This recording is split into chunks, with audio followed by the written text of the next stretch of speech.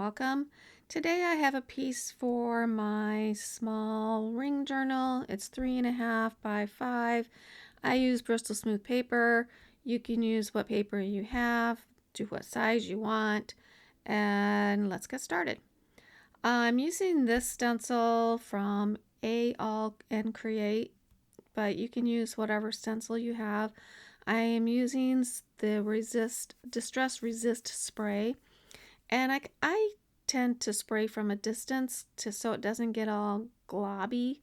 The risk with that is sometimes I miss areas, and I think I do. In this one, I get too light of touch, and it's really hard to get the perfect touch. But I'm doing a double stencil here, so I'm kind of wanting to see the one behind it, but then not a lot.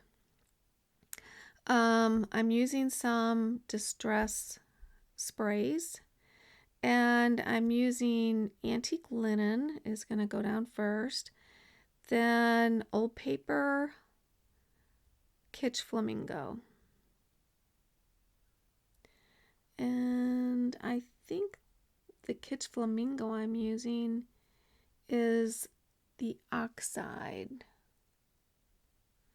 spray. I have them both, but I think just the color of pink that's the Oxide.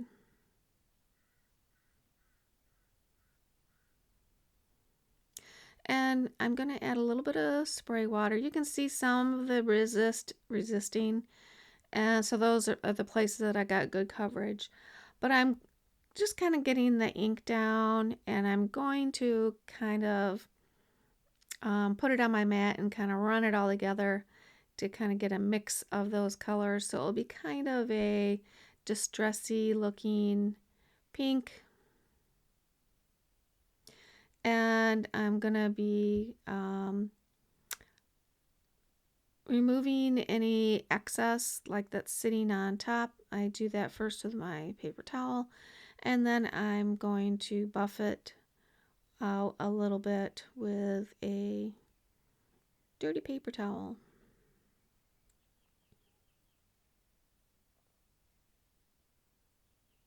So you can kind of see it's a hit or miss on the first one. Really takes practice, and sometimes if I haven't done it in a while, I'm like, I lose it. I lose the right application. So I'm adding another stencil to do another. So I want to be able to see what's behind the stencil, and then I'll be adding some more on top. So you're going to predominantly see this stencil, but through the stencil you should be able to see some of the stencil that is behind it. So I sprayed that, I let that dry, and I let it dry the first time too. And now in the center, I'm adding a little bit of scattered straw.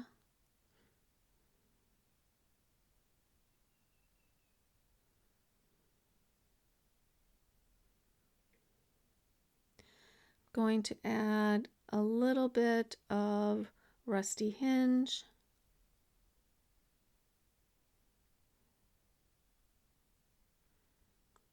And so now you can kind of see those stencils coming out. You can see both of them.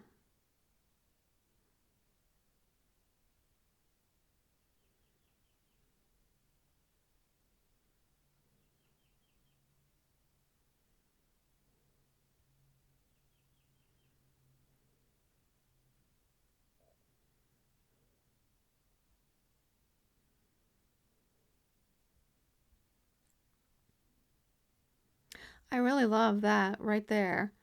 But I take it farther, and that's what you just never know. I mean, I'll sit there and say, oh, I like that. But what if I add this? And sometimes I think I've gone too far and wish I would have stepped it back a couple steps. But, and you have the advantage of deciding that. So I'm adding some vintage photo around the edges, which I think does add, giving it a little depth around the edges.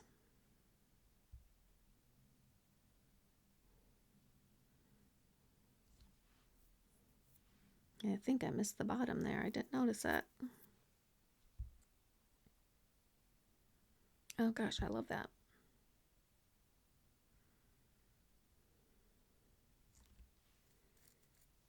And I thought I would add a little more pink to just bring the pink back in focus just a bit.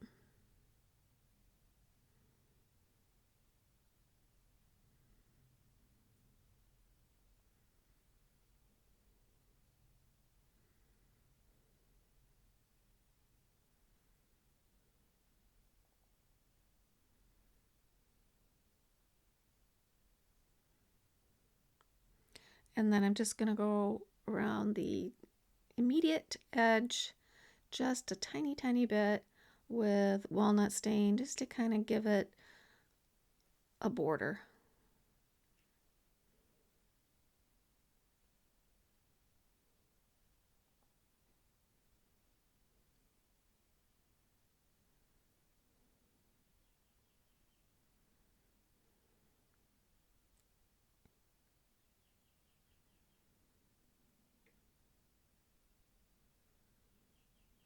And this step is the one I wish that I would not have done, because I really like the softness of the pink back there, but I thought, well, maybe I'll just bring it out just a tad more.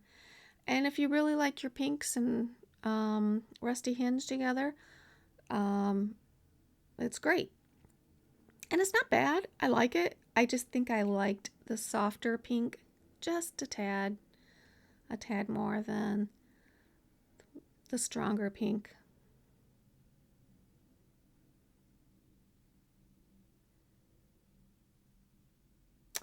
Okay, so I'm going to be doing some texture paste. This is a All Create, and I'll have the name. Well, let's see, I've got it right here. It is Circular Disruption. All and Create. I get them from Simon Says Stamp. And I love these because I think they're intended that you just have so many different little areas to add a little bit of texture paste. And I like to do that. So I think they're perfect for that. Just, like, oh, maybe I want a little bit of grid mark here or a little circle here. You just got tons of options. And there's like at least 4 of these that have all these different kind of patterns and everything on them that makes it so easy to just add a little bit of texture paste here and there. And you can see I'm still using that texture paste and it's still going. Every time I use it, I put like 3 pumps of water in it, close it up, and by the time I'm getting ready to use it, I mean, unless you're going to use it the same day, but if you're going to use it the next day, then it's got time to absorb it and you're good to go. And it's still going strong. I think otherwise it would have been dried up and have to be tossed out. So I kind of know where my focal image is going to go. So I'm avoiding that and just going on the left side, the upper right, and then maybe a little bit in the lower right.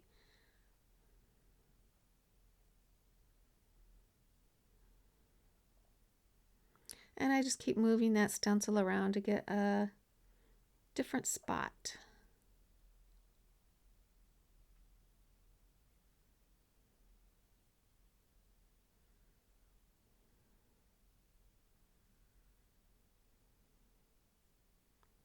Isn't that cool? I love that stencil. And because it's white and because nothing is sealed, well, there is something sealed back there, but the pinks and the vintage photo aren't sealed, it's gonna kind of come through. And so it won't stay white unless it's white underneath it. But just to kind of bring it out a little bit more, I add some brown, I think mine's espresso, the distress crayon. And then I thought, since the bird had just a touch of blue, I'd add just a little tiny bit of blue. In the end, you really can't see the blue, so if you don't have the blue, don't worry about it. And I use distress crayons a couple ways. Sometimes I rub it on and just rub it with my fingers. On texture paste, that's a little hard for me anyways. So I spray a pump of water on my mat and just with a wet finger move it around. And sometimes it just is too much and too strong, and so I might pump some water on it just to get it to recede into the crevices, and that is helpful to recede into the crevices.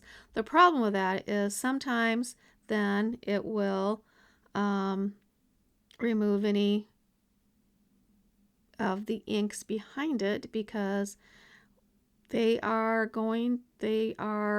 water reactive unless they're sealed. So even though they've dried and are receded back there, if you haven't sealed them with anything, they're water reactive. So they are reacting to this pump that I'm doing, at least the ones that are above that second spray of resist.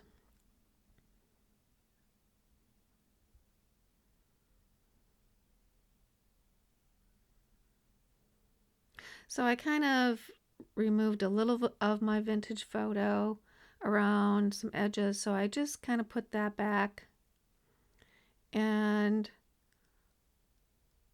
just so I'd have a little more vintage photo around the edges. For the ephemera, I chose this bird and one of the zinnias.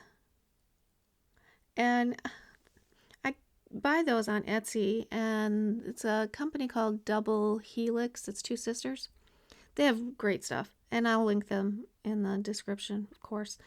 But they reached out to me, and they were thanking me for using their products, and offered me some free downloads, which I didn't take because I just thought that might I have to acknowledge that I use them if I use them, and I just don't want to have to remember that. So, but I thought that was really sweet of them to offer. The other items are digital as well. The only thing that's not a digital is I'm going to use a number strip from Tim Holtz, and that will be at the very bottom.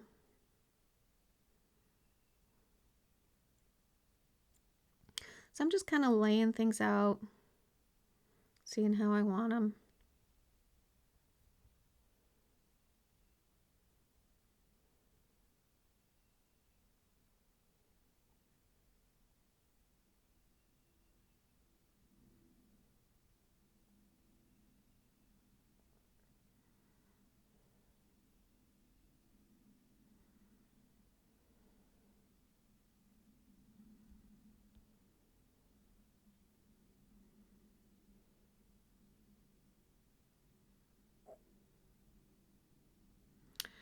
So now I'm getting ready to glue.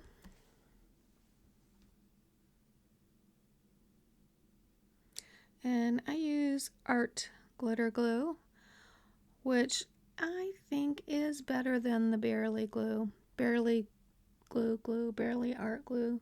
I don't know, I can't remember the name of it now. I really like it.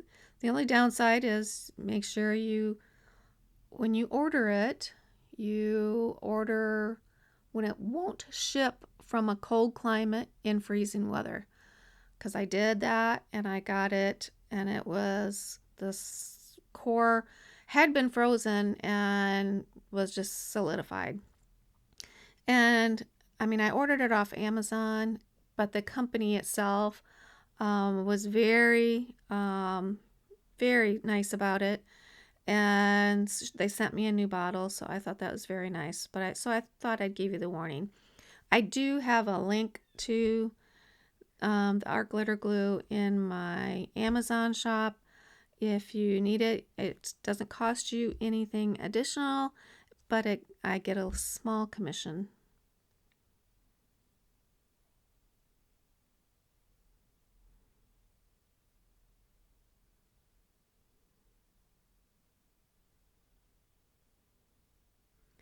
And this is the Tim Holtz number strip.